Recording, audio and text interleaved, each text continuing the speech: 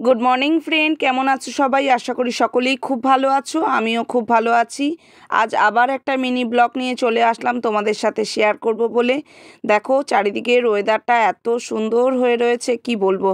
সকালবেলা কিন্তু বৃষ্টি হয়েছিল, কালকেও কিন্তু বৃষ্টি হয়েছিল। আজ কি সুন্দর একটা ওয়েদার, এখনও মেঘলা হয়ে আছে। এবার হয়তো বৃষ্টি দুপুরের দিকে হলেও হতে পারে, সেটা কিন্তু বোঝা যাচ্ছে না দুপুরে হবে না বিকেলে। তবে বৃষ্টি একটা যে আসবে খুব ভালো মতনই, সেটা কিন্তু খুব ভালোভাবেই বোঝা যাচ্ছে।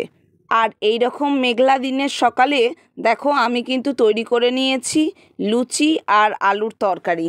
সেটাই কিন্তু তোমাদের সাথে একটু শেয়ার করব বলে ভিডিও করে নিয়েছি।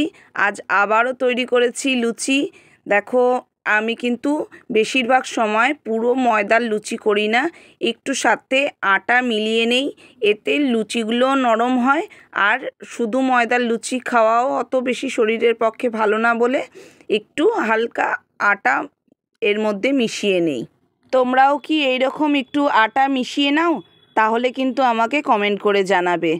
লুচিগুলো কিন্তু রিফাইন তেলে খুব সুন্দর করেই ভেজে নিচ্ছি। দেখো প্রত্যেকটা লুচি এরকম কিন্তু ফুলে ফুলে গেছে, খেতেও কিন্তু ভীষণই ভালো হয়েছে। তোমাদের সাথে কিন্তু আরও একটা লুচি করার টিপস বলে দিচ্ছি, যাতে লুচিগুলো কিন্তু খুব নরম হবে। করবে কি, আটায় ময়দা যখন নাকি মেখে রাখবে, ময়দার পরিমাণটা তো অবশ্যই বেশি দেবে, নয়তো লুচির অত টেস্ট পাওয়া যায় না।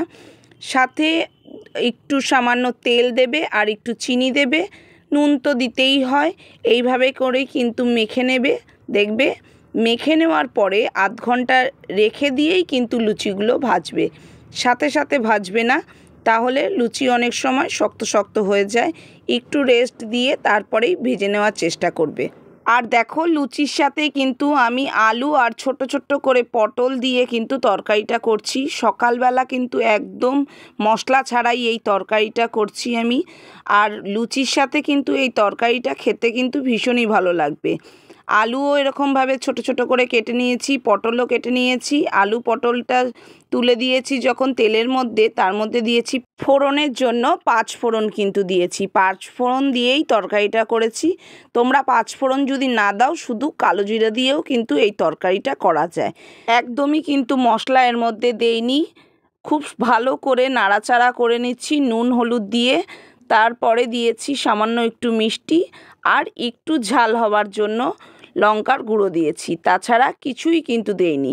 তোমরা যারা ঝাল খাও তারা কিন্তু লঙ্কার গুঁড়োটা দিতে পারো, আর যারা একটু কম ঝাল খাও তারা কাঁচা লঙ্কা দিয়েই কিন্তু পুরো তরকারিটাই তৈরি করে নিতে পারো, কোনো অসুবিধা নেই। খেতে কিন্তু ভীষণই ভালো হয়। এই তরকারিটার মধ্যে তোমরা চাইলে পেঁয়াজও দিতে পারো।